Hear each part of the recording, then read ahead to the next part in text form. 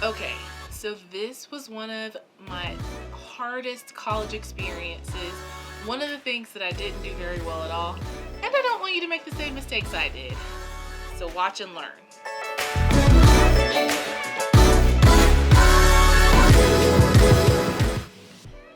Hello there, beautiful people, and welcome back to Modern Woman.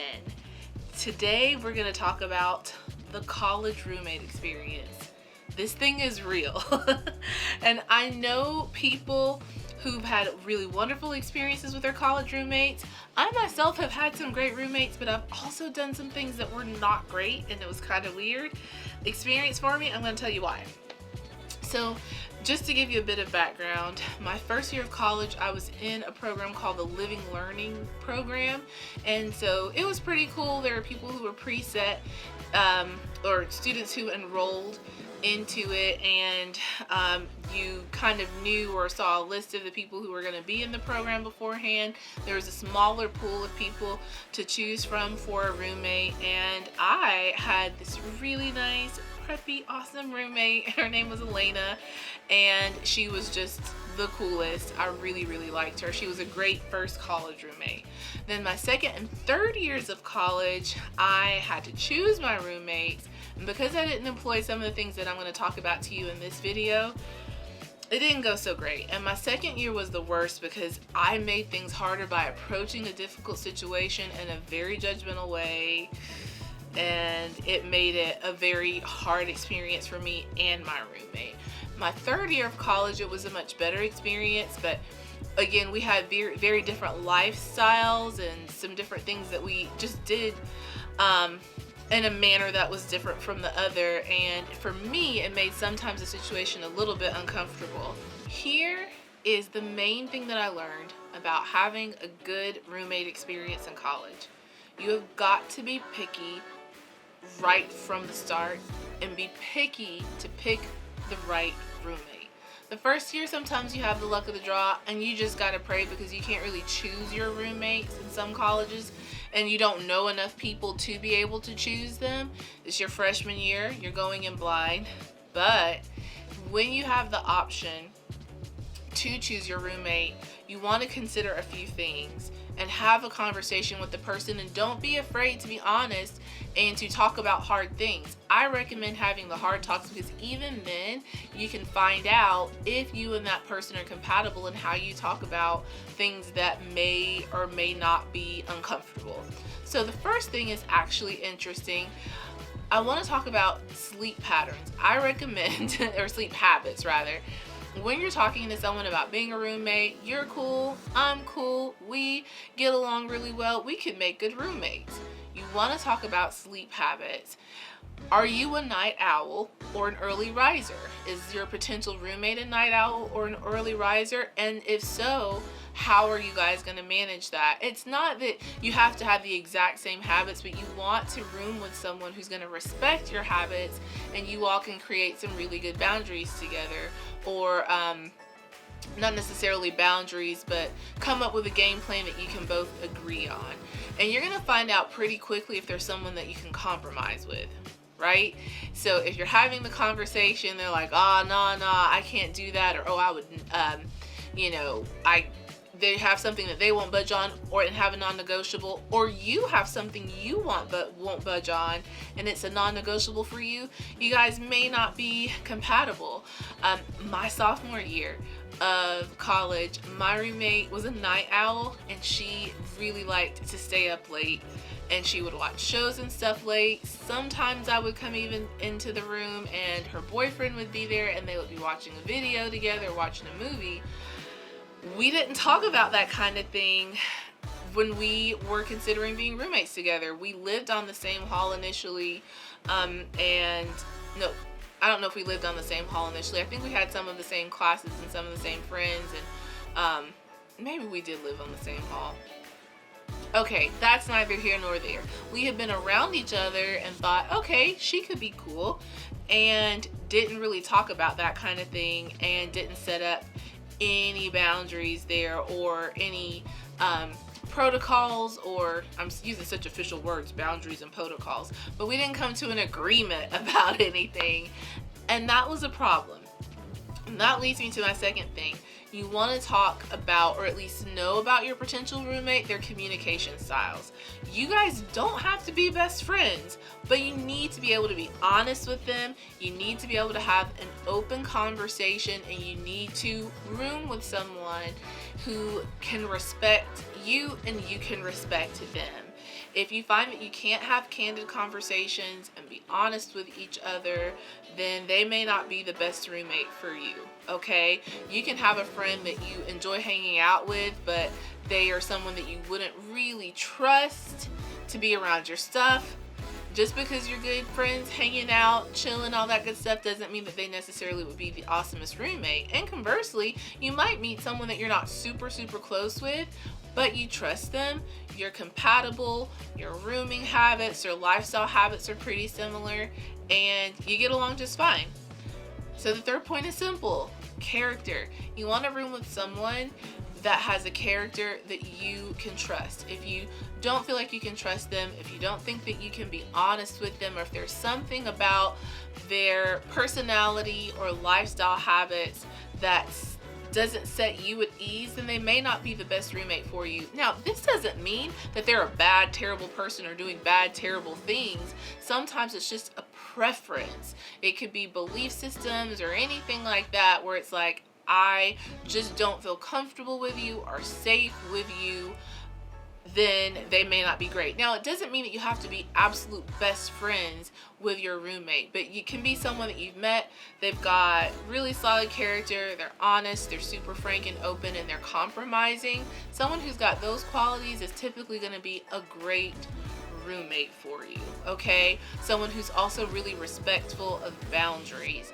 And you can tell that even if you've not lived with someone by just asking a few scenario questions.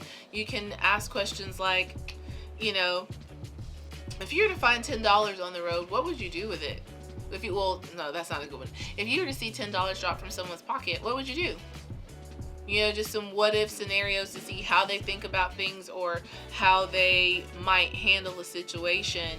And that's going to tell you pretty quickly how that person is and how they're thinking. And those are things that can just be fun conversation starters that come up, things that you can throw out there that no one would think about. They don't have to know that you're interviewing them for being a potential roommate. Okay, cool. Now, the last point is lifestyle habits. It's kind of connected to character, but it's a little bit different. Now, I'm going to be pretty frank here to drive the point home. Let's say that you were not sexually active, but you have a roommate who is, and you live in a co-ed dorm that allows male and female visitors. You're going to want to have a conversation about that. Even if you're not sure if your roommate is sexually active, you want to talk about that up front, because you could find yourself in some very awkward, uncomfortable situations. If you're not a smoker or a drinker and your roommate is, and you're of age, and you are in a type of campus housing that might permit those kinds of things, or off-campus housing, living in apartments, then you need to know those things and see if there's going to be something about their lifestyle habits that's just not comfortable enough for you to live with them. I know me and some of my siblings, we have made the mistake. I'm the oldest of 5, and so we've been on this journey. I've seen this happen time and time again, where there's someone that we were cool with in a social setting, but not so cool with in a living setting.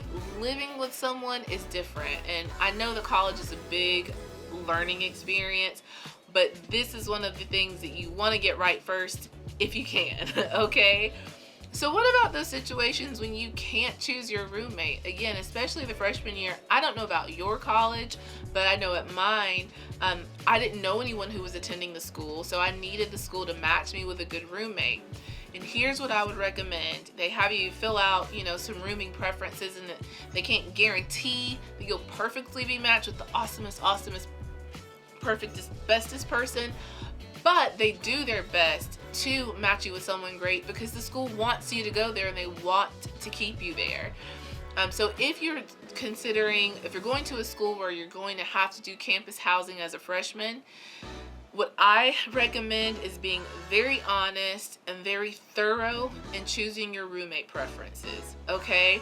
Be as honest and as clear and as specific as you can be, because that's going to increase the likelihood that you'll be matched with someone who really and truly is a good fit for you. Don't think, oh, they're going to do the best that they can. I trust them. They don't know you from Adam. So that's going to be the get to know you sheet that's going to help the college pair you with the right person. If you are going to a school where you're going to be doing off-campus housing, if maybe you were on campus and are moving off campus and looking for a roommate, listen, interview them. Interview your roommate, okay?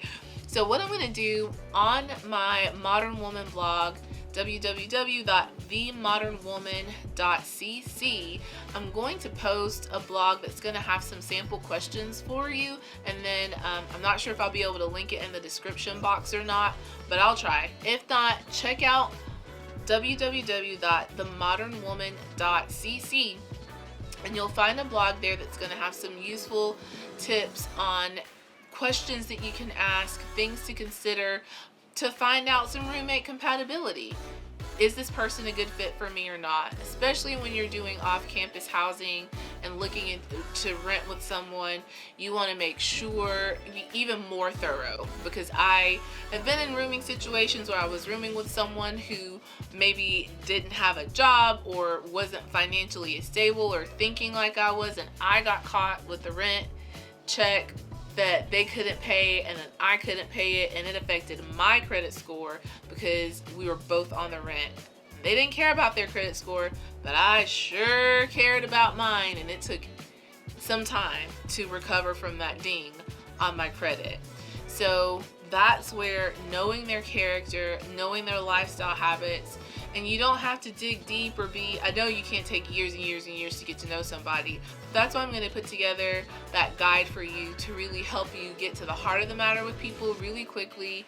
And, again, don't be afraid to have the frank, honest conversation with someone. If they get defensive, or if they're shady, if they try to put you off and can't be honest with you, it's not worth rooming with them. Okay? And that leads me to the last point I want to make. You might find that you can swing rooming on your own. And if you're afraid of living alone and have never lived alone before, but you just can't find a roommate that would be a good fit for you, and you can afford to have a place on your own, you can do it. My senior year of college, I wanted to do off-campus housing, was interested in trying out living on my own, and because I was a senior, I could live off campus wherever I wanted to in the city. I was able to find a modest apartment that wasn't super big, it wasn't super fancy, but it was just right for me, and my parents totally went for it because the apartment, the utilities, all of it combined was cheaper than the on-campus housing option with a roommate. So I did not have a lot of furniture. One of our family friends gave me $500 to get a cheap bedroom suite from Walmart. My mom got me a kitchen table from a secondhand shop, didn't have a couch, and your girl didn't care. I loved that little apartment, and I enjoyed myself thoroughly living there, okay?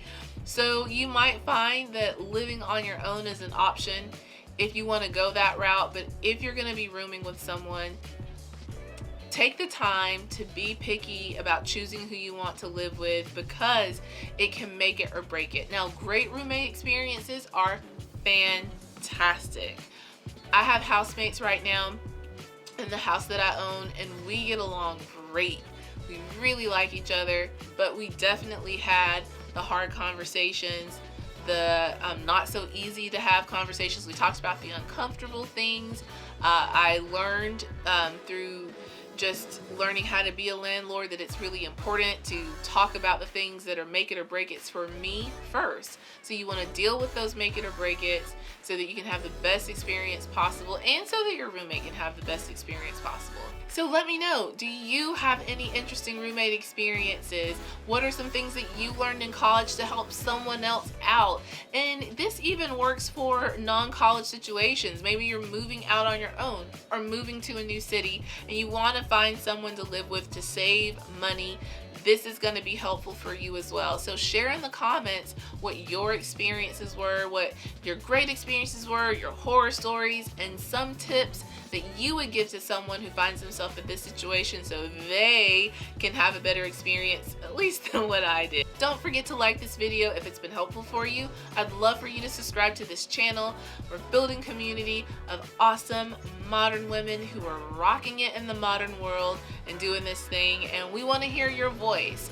All of our voices will help make this community better, and you can follow me on Instagram at modernwoman.cc, on Facebook at modernwoman.cc, or check out my website.